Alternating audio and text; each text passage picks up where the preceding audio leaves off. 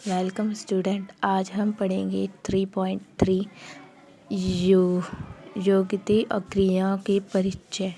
ठीक है, अब हम इसमें जाते हैं नैतिक क्रिया। नैतिक क्रिया क्या से कहते हैं?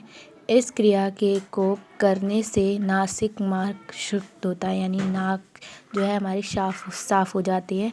इसे करने से अशुद्ध और अपूर्ण रूप से खुल रहे नासिक द्वार पूर्ण रूप से खुल जाते हैं, यानी जो हमारी बंद नाक है तो वो हमारी साफ़ हो जाती है। ठीक है, जिससे सांस की अनियमित दूर होती है, इसलिए यह नासिक शुद्धने वाले नाम से जाना जाता है। यानी क्या है, इस सांस लेने में प्रॉब्लम होती है उसके लिए भी ये वो ठीक हो जाती है, दूर हो जाती है अनियमितता जो भी परेशानी होती है, और इसीलिए इसे क्या किया जाता है, नाक को साफ करने वाला व्यायाम या एक्सरसाइज। ठीक है, ये हमारी है धोती क्रिया। धोती क्रिया किसे कहते हैं? ये आंतों के सफाई के लिए जानी जाती है। ये संस्कृत धोती से मतलब है शुद्धिकरण। ठीक है, धू का मतलब है धोना।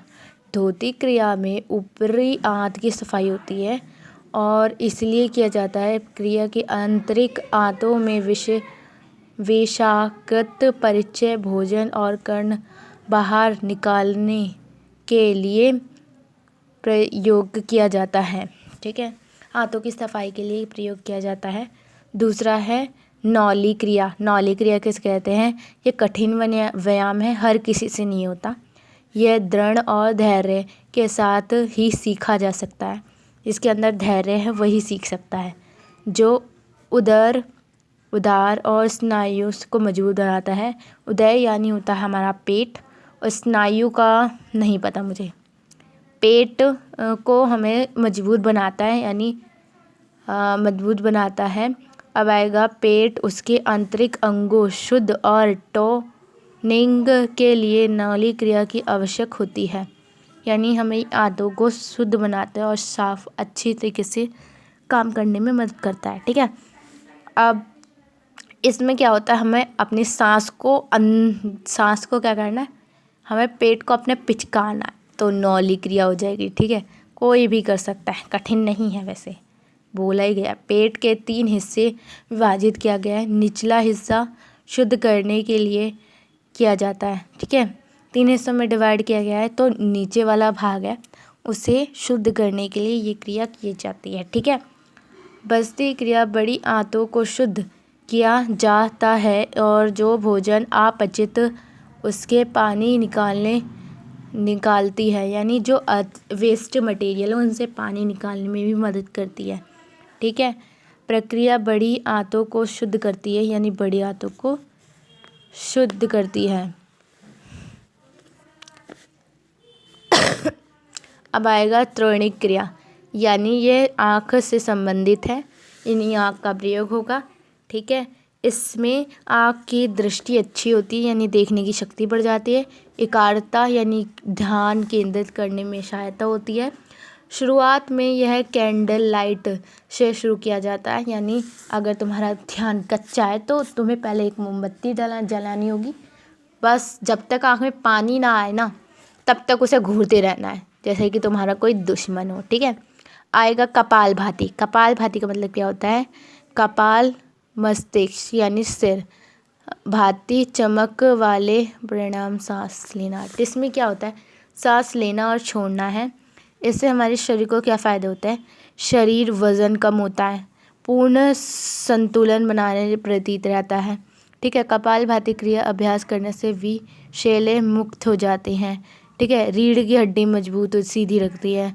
और आएगा गहरी लंबी सांसें लेनी है, प्रक्रिया है ये। ठीक है, रीढ़ सीधे बैठ जाओ, कमर की रीढ़ की हड्डी सीधी होनी चाहिए। ठीक है, और लंबी सांस लेनी चाहिए। सांस लें और क्या करना है, सांस छोड़ते हुए पेट को अंदर की तरफ खींचें। ठीक है, इस रीढ़ की हड्डी को छू ले, यानी क्या, अंदर जो रीढ़ की हड्डी है ना उसे छू ले। जितना आसानी से हो जाए उतना ही करें, ज़बरदस्ती नहीं कि बिल्कुल लकड़ी बना दो अपने पेट को। नाभि को अंदर की ओर खींचें। जैसे ही पेट मांसपेशियों को ढीला छोड़ें, जैसे सांस अपने आप की फेफड़ों की फूल जाती है, यानी सांस खींचे ना तो अपने आप फेफड़े फूल जाएंगे, फुलाने की कोई ज़रूरत नहीं है हैंड पंप से, ठीक है। अब देखो इसमें क्या करना है, राउंड 20 बार, यानी क्या है 20 से 20 बार करना है, उससे के बाद नहीं करना, एक दिन में 20 बार, ठीक है। अब आएगा 3.1 आएगा प्राणायाम, इसके प्रकार। प्राणायाम भी बहुत प्रकार का ही होता है। प्राणायाम यानी होता है ये सांस से संबंधित होती है, ठीक है। पहला आएगा अनुलोम और विलोम। इसमें क्या होता है, ये तकनीक है जिस एक नथनी से दूसरी नथनी उंगली बंद करें और सांस लें शामिल है, फिर उंगली को सूच करते हुए विपरीत नथनी से सांस छोड़ें। यह शरीर ऊर्जा को प्रभाव को संतुलन बनाती है, मन को शांत करती है, श्वसन क्रिया में सुधार लाती है। यानी क्या है कि जो हमारी जो सांस लेने की क्षमता उसको बढ़ाती है। एक नाक बंद करो फिर सांस खींचो, दूसरी नाक से छोड़ो, तो हो गया अनुलोम और विलोम हो गया, ठीक है। कपालभाति यानी क्या होता है, कपालभाति यानी ये कपालभाति शीतकालीन प्राणायाम तकनीक है जिनके नाक से संबंधित बलपूर्वक सांस छोड़ी जाती है, यानी बलपूर्वक सांस छोड़ना, जल्दी जल्दी सांस लेना और छोड़ना, कपालभाति हो गया, ठीक है।